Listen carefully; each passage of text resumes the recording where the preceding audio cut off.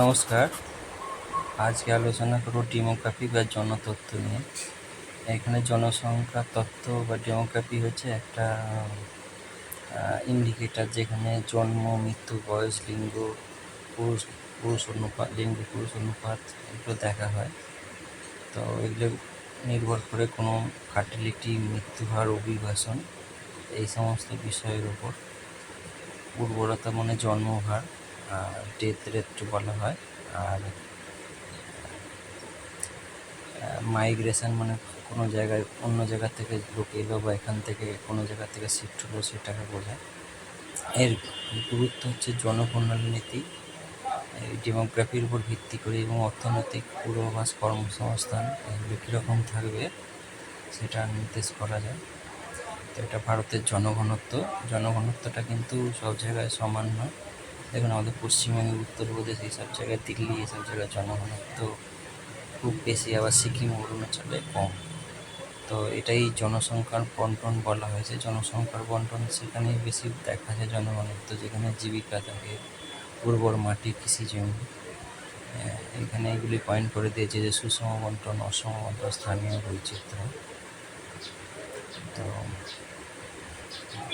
জনসংখ্যা বৃদ্ধি আমাদের 2011 সালে অনুযায়ী 1.64%।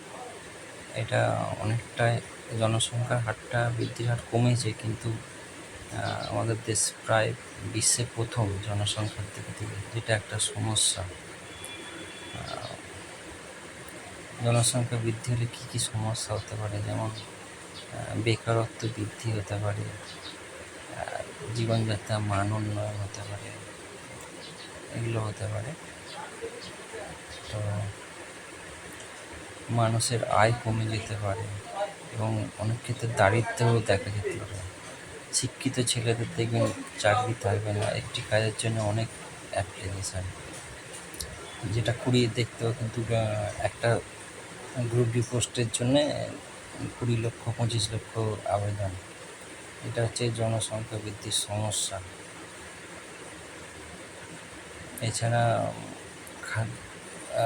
খাদ্যাভ্যাস, মানে পুষ্টিকর হতে হবে না, কারণ হচ্ছে আগে ধরুন এক বিঘে জমিতে 10 জন ছিল, এখন সেই জায়গায় যদি 50 জন হয়, তাহলে এটাও একটা সমস্যা। খাদ্য উৎপাদনটা হবে না, জনসংখ্যা যে হারে বাড়ছে সেই অনুযায়ী খাদ্য উৎপাদন হয় না। এছাড়া অরণ্য ধ্বংস বা পরিবেশের ভারসাম্য নষ্ট হলে দূষণ হতে পারে।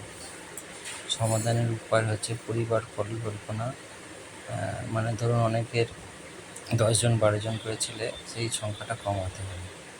যারা ভিডিওটি শিক্ষা, যদি ভালো লাগে তবে লাইক এবং সাবস্ক্রাইব ভিডিওটি করবেন। দেখার জন্য পরের ভিডিওতে ধন্যবাদ। দেখা হবে। ধন্যবাদ।